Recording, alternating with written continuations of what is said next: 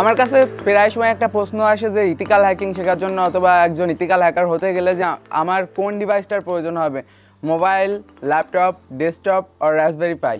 তো সাধারণত রাসবেরি পাইটাকে আমরা সাইড করে দিই, কারণ ওটা অপশনাল, ওটা হলেও কিছু যায় আসে না, না হলেও কিছু যায় আসে না। বাট আমি আপনাদের বলবো মেন যে ডিভাইসগুলো, এগুলো কোনটা আপনার জন্য সবথেকে বেশি বেটার হবে আর কোনটার দরকার কোন ক্ষেত্রে পড়ে। প্রথমে আমি শুরু করবো ডেস্কটপ। তো ডেস্কটপ বলতে সাধারণত আমরা বুঝি একটা মনিটর, একটা সিপিইউ এবং মাউস কিবোর্ড, যেটা রুমের এক কোনায় নিয়ে বসে থাকতে হয় এবং টেপাটিপি করতে হয়। বাট এই ডিভাইসটার না একটা সুবিধা আছে, এটা আপনি যতক্ষণ ইচ্ছা ততক্ষণ কাজ করতে পারেন।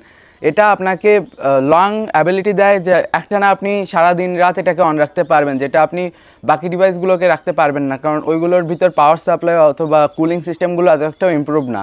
বাট আজকালকার দিনে সবই হয়ে উঠতেছে, বাট তারপরেও এখনও ডেস্কটপ অনেক উপরে রয়েছে। হাইন্ড প্রসেসর, হাইন্ড র্যাম, এই সমস্ত জিনিস ব্যবহার করে যদি আপনি একটা ডেস্কটপ ইউজ করেন তো ওইটা আপনার জন্য বেটার হতে পারে।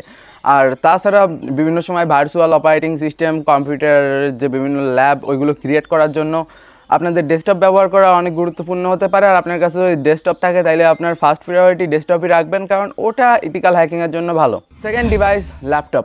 ডেস্কটপের যে অসুবিধা এটা ছিল, হইতে বললাম না ঘরের কোনায় নিয়ে বসে থাকতে হয়, বাট ল্যাপটপটাকে আপনি চাইলে আপনার ব্যাগে করে নিয়ে বেড়াতে পারতেছেন অথবা কোথাও ঘুরতে গেলে নিয়ে যেতে পারতেছেন। তো তাছাড়াও এটা বিদ্যুৎ সংযোগের ডাইরেক্ট প্রয়োজন হয় না, জাস্ট চার্জ দিয়ে আপনি 5-6 ঘন্টা চালাতে পারেন।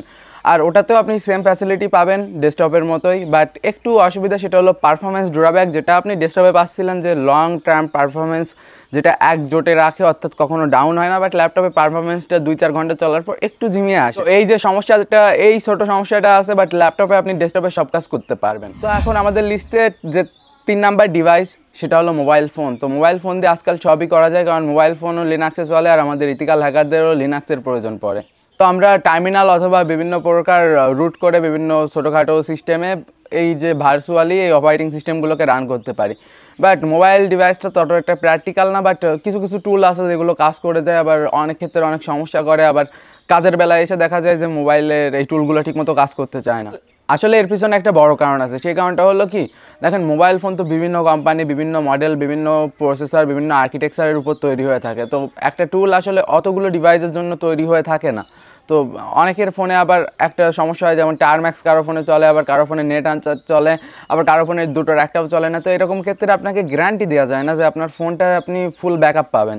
তো এই ক্ষেত্রে মোবাইল ফোনটাকেও প্রায়োরিটি দেওয়া যায়, মোবাইল ফোন দিয়ে করা যায় যদি আপনার ফোনটা লেটেস্ট স্পেকের হয়ে থাকে, যদি শাওমির কোনো ডিভাইস হয়ে থাকে যেগুলো স্ন্যাপড্রাগন প্রসেসর, তো ওইগুলো সাধারণত মূলত রুটিংয়ের জন্য বর্তমান ভালো হয়ে থাকে। স্যামসাং ফোনের প্রসেসর অথবা হাওয়াইয়ের প্রসেসর এগুলো তত একটা ওপেন সোর্স হয়ে থাকে না, দ্যাটস এগুলো রুট কাস্টমাইজেশন এগুলো করতে অনেক মুশকিল হয়ে থাকে। তো ফার্স্টলি আমি এই জায়গায় প্রায়োরিটি দিব শাওমি এবং রিয়েলমি, এই টাইপের ব্র্যান্ডগুলোকে, যেগুলো সাধারণত ওপেন সোর্স হয়ে থাকে। অথবা আপনি গুগল পিক্সেল এই টাইপের ফোনও ব্যবহার করতে পারেন যদি আপনার পকেটে অনেক বেশি টাকা থাকে। বাট টাকা বেশি আছে বলে কখনো স্যামসাং অথবা হাওয়াই এই টাইপের ফোনগুলো নেবেন না, এগুলো দিয়ে আপনার ইথিক্যাল হ্যাকিংয়ের কোনো কাজে আসবে না। তো এই জায়গায় আমি কিছু স্মার্টফোন আপনাদের রিকমেন্ড করতে পারি। পার্সোনালি আমি রুটের ক্ষেত্রে এবং এই সমস্ত কাজের জন্য ইউজ করে থাকি MI A1, MI A2 ব্যবহার করতে পারেন আপনারা।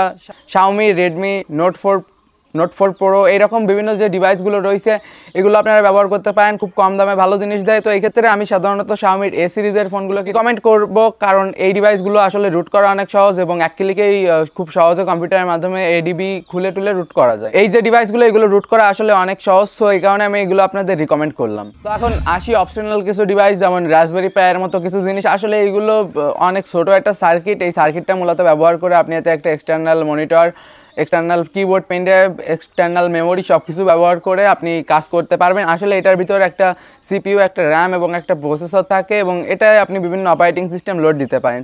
সেম অ্যাজ এটাতে আপনারা কালি লিনাক্সও লোড দিতে পারেন। তো এটা লোড দিয়ে বিভিন্ন রকম কাজ করতে পারেন, যেগুলো আপনারা কম্পিউটারেও করতে পারবেন। তো মোটামুটি এই ডিভাইসগুলো ব্যবহার করে আপনারা করতে পারবেন। আর আমি রিকমেন্ড করবো এই ক্ষেত্রে আপনাদের যে কেমন ল্যাপটপ অথবা কেমন কম্পিউটার হলে আপনি ইথিক্যাল হ্যাকিং শিখতে পারবেন, এটা আমি আমার নেক্সট ভিডিওতে শেখাবো। বাট আপাতত আপনাদের এটা বলে রাখি যে কমসে কম Core i3 আপাতত বর্তমান জেনারেশনে ব্যবহার করবেন, যাতে করে আপনি ভালো পারফরমেন্স পান। কারণ আপনি যদি কাজের সময় সঠিক পারফরমেন্স না পান তখন আপনার মাথা গরম হয়ে যাবে আর মনে হবে বাদ দিয়ে দিই। তো আই হোপ গাইস ভিডিওটি আপনাদের ভালো লেগেছে, যদি ভালো লেগে থাকে লাইক দিন, এই চ্যানেলে সাবস্ক্রাইব করুন। সবাই সুস্থ থাকবেন, সুন্দর থাকবেন, দেখা হবে পরবর্তী কোনো এক ভিডিওতে। Good bye.